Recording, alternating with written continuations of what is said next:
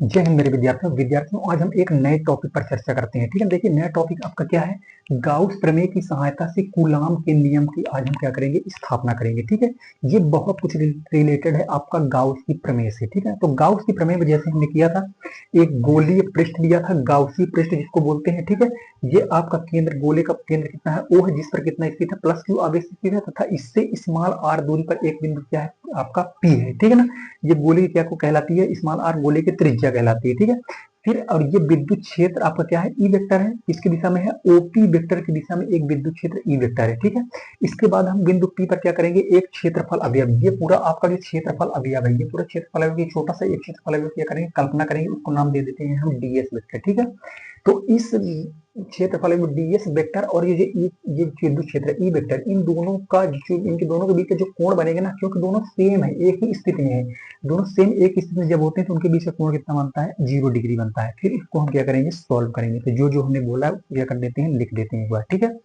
तो देखिए ये किसी गाउसी पृष्ठ में किसी गोले का केंद्र कितना है, ओ है, माना किसी गोलीय पृष्ठ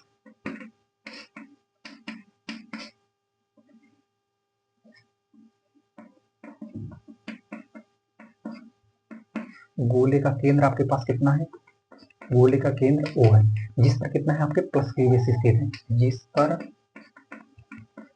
प्लस क्यू आवेश क्या है, आपका स्थित है। ठीक है, आपकी गोले की त्रिज्या क्या है, ये केंद्र है आपका, ये क्या होती है, परिधि होती है, केंद्र से परिधि तक की दूरी को क्या बोलते हैं, गोले की त्रिज्या। तो गोले की त्रिज्या आपकी कितनी है, गोले की त्रिज्या आपकी है स्मॉल आर। ठीक है, अब हम गोले के पृष्ठ पर स्थित किसी बिंदु P पर एक क्षेत्रफल अवयव किसी कल्पना करते हैं, डीएस वेक्टर की क्या करेंगे, कल्पना करेंगे। अब हम देखते हैं गोले के पृष्ठ पर उपस्थित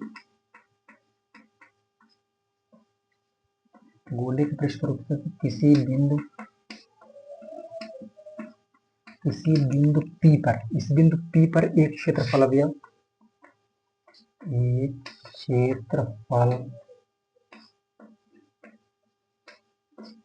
किसी कल्पना करेंगे, डीएस वेक्टर की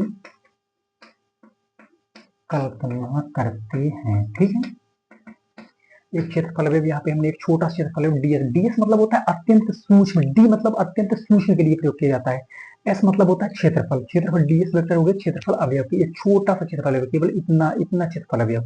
ठीक है, अगर पूरे गाउसी पृष्ठ की बात करेंगे तो बहुत सारे क्षेत्रफल अवयव मिलकर टोटल गाउसी पृष्ठ के जब हम निकालेंगे तो संपूर्ण विद्युत फ्लक्स निकालेंगे तो निकल आएगा उसमें। ठीक है, तो इसकी बात अभी नहीं कर रहे हैं। ठीक है, तो डीएस वेक्टर की हमने कल्पना कर लिया, और ये इस डीएस वेक्टर जो दिशा होगी ना, वो भी ओपी वेक्टर के अनुदिश ही होगी और बाहर की ओर होगी।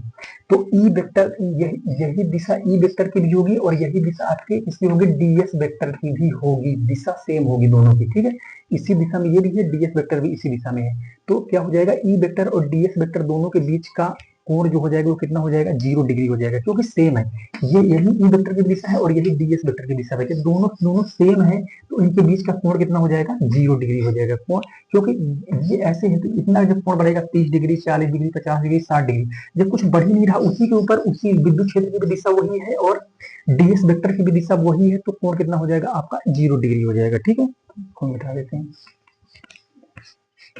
तब ई वेक्टर व डीएस वेक्टर के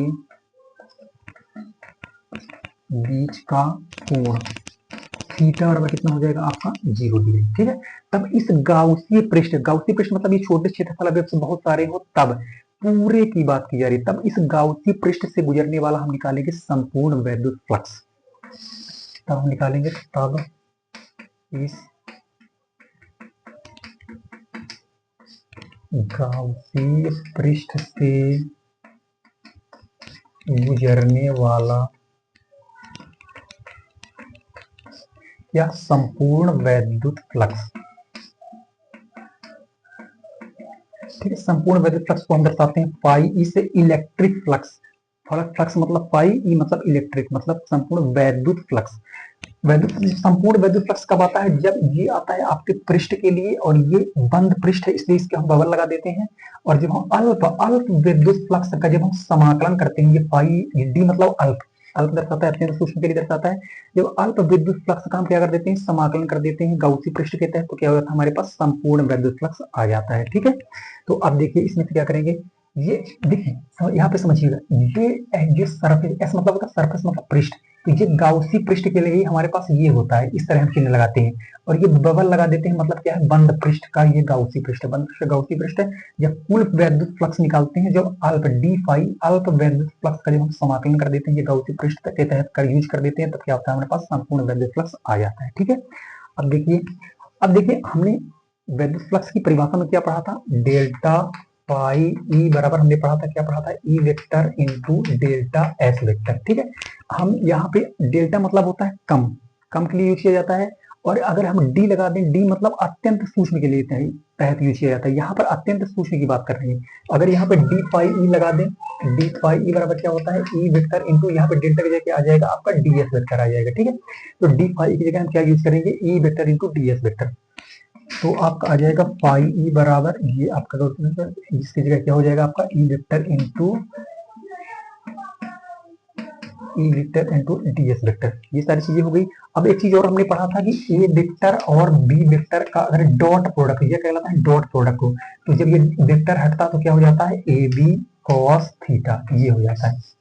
तो यहाँ पे डॉट प्रोडक्ट लगा हुआ है, और जब ये वेक्टर हटेगा तो क्या हो जाएगा? A D S cos theta हो जाएगा। ठीक है, तो आपके पास आ जाएगा फाई ई बराबर, ये गाउसी पृष्ठ लगा रहने दीजिए आप, ये वेक्टर हटेगा और ये डॉट प्रोडक्ट है, तो क्या हो जाएगा आपके पास? E D S cos theta. ठीक है, अब देखिए आगे हल करते हैं। फाई ई बराबर क्या हो जाएगा? ये गाउसी पृष्ठ एस, यहाँ पे लिखा हुआ है ई डी एस कॉस थीटा का मान कितना है आपके पास? थीटा का मान कितना है आपके पास? 0 डिग्री, तो कर देते हैं वहां पे 0 डिग्री, 0 डिग्री। और cos 0 का मान कितना होता है? cos 0 का मान होता है 1, इस चीज को ध्यान में रखना है आपको। ठीक है, तो cos 0 का मान 1 रख देते हैं, तो फाई ई बराबर क्या हो जाएगा आपके पास? ये s, और ये cos 0 का मान 1, तो 1 लिखने की कोई जरूरत नहीं है, तो ई डी एस हो जाएगा आपके पास। तो ये चीजें आ गई आपके पास ये। अब देखिए आई ई क्या है? विद्युत क्षेत्र है आपका कांस्टेंट, इसको हम बाहर निकाल लेते हैं, तो फाई ई बराबर क्या हो जाएगा आपके पास? ई को हम बाहर निकाल लेते हैं, ई, और ये आपकी वाली एस, ये क्या बचा आपके पास? D S. ये क्या है? ये एक क्षेत्रफल है। किसका क्षेत्रफल? ये गोले का संपूर्ण पृष्ठीय क्षेत्रफल है। गोले का संपूर्ण पृष्ठीय क्षेत्रफल का सूत्र आपने कक्षा 10वीं में पढ़ा था मैथमेटिक्स में, क्या होता है? 4 पाई आर स्क्वायर।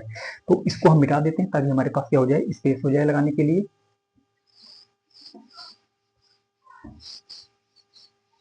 अब देखिए आप समझने की कोशिश करिएगा, पाई, लेकिन ये पूरा क्या है आपका? लेकिन ये पूरा क्या है आपका? ये सरफेस डीएस वेक्टर, डीएस पर लिख देते हैं। ये आपका गोले का कुल पृष्ठीय क्षेत्रफल ये होता है। क्या होता है? गोले का कुल पृष्ठीय क्षेत्रफल, गोले का क्या है? कुल पृष्ठीय क्षेत्रफल। अब गोले का कुल पृष्ठीय क्षेत्रफल क्या होता है? सूत्र क्या होता है? सूत्र होता है आपका 4 पाई आर स्क्वायर। तो इसकी जगह हम क्या लिख देंगे? 4 पाई आर स्क्वायर। ठीक है, रद्द कर देते हैं, इसको देते हैं समीकरण, यहाँ पर लिख देते हैं समीकरण एक में क्या करने पर? मान रखने पर रख दीजिए मान। पाई ई बराबर क्या हो जाएगा आपके पास? ई, इस पूरे का मान कितना आपके पास? 4 पाई आर स्क्वायर, रख देते हैं 4 पाई आर स्क्वायर। इतना क्लियर हुआ? इसको दे देते हैं समीकरण नंबर 2। ठीक है, अब देखिए, अब हमने गाउस की प्रमेय में पिछले पार्ट में क्या पढ़ा था? गाउस की प्रमेय का सूत्र क्या होता था? लेकिन गाउस की प्रमेय से, गाउस की प्रमेय या गाउस के नियम से, गाउस या गॉस कुछ भी बोल सकते हैं। ठीक है, गाउस की प्रमेय से हमने क्या पढ़ा था? फाई ई बराबर क्या होता है? आवेश, आवेश का कितने गुना होता था? 1 अपॉन एप्सिलॉन नॉट गुना, इसका इसमें गुना करेंगे तो क्या हो जाएगा? Q upon epsilon not. तो ये चीज हमने पढ़ा था। फाई ई बराबर क्या पढ़ा था? Q upon epsilon not. तो ये सारी चीजें हमने पढ़ा था गाउस के प्रमेय से। इसको हम दे देते हैं समीकरण नंबर 3।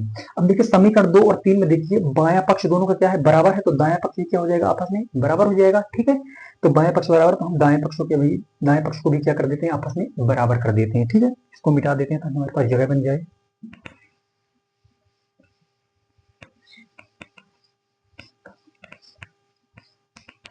अब देखिए इसको, ये हमारे पास फाई, ये बायां पक्ष दोनों को बराबर, तो हम क्या कर देते हैं? दाएं पक्ष को भी दोनों को बराबर कर देते हैं। समीकरण 2 तथा 3 से, समीकरण किससे, 2 तथा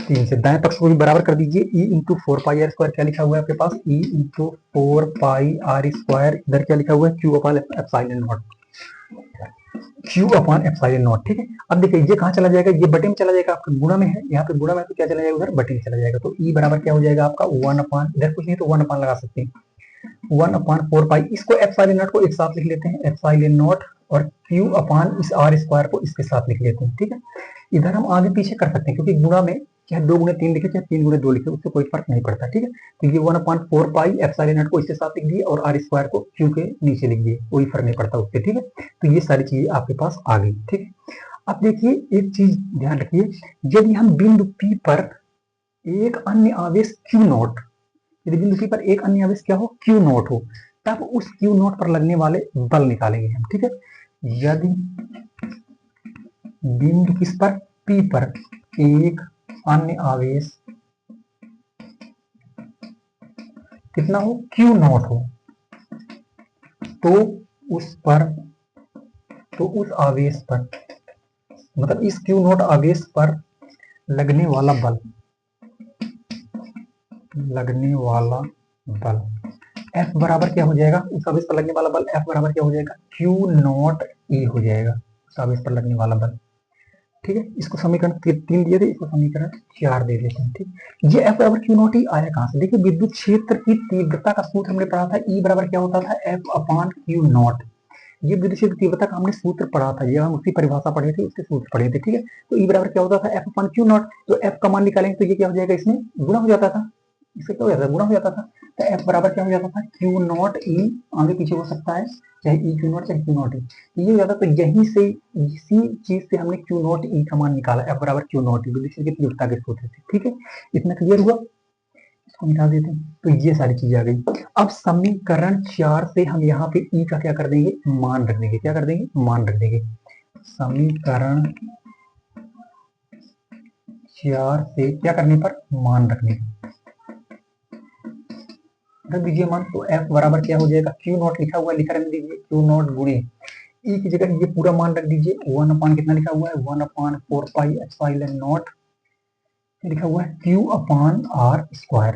ठीक है, अब देखिए इसको हम ऐसे लिख सकते हैं, F 1 अपॉन 4 एप्सिलॉन को शुरू में लिख देते हैं, 1 अपॉन 4 एप्सिलॉन नॉट, और ये Q0 को एक साथ हम लिख देते हैं, Q0 अपॉन r²। यही आपके कूलाम का क्या है, नियम होता है। ठीक है, 1 अपॉन 4 एप्सिलॉन नॉट, दोनों आवेशों के बीच की दूरी, दोनों आवेशों का गुणनफल बटे उनके बीच की दूरी का वर्ग। तो यही चीज हमारे पास, हमने कूलाम के नियम को सिद्ध कर दिया। तो यही कूलाम का क्या है, नियम लिख देते हैं, यही क्या है, कूलाम का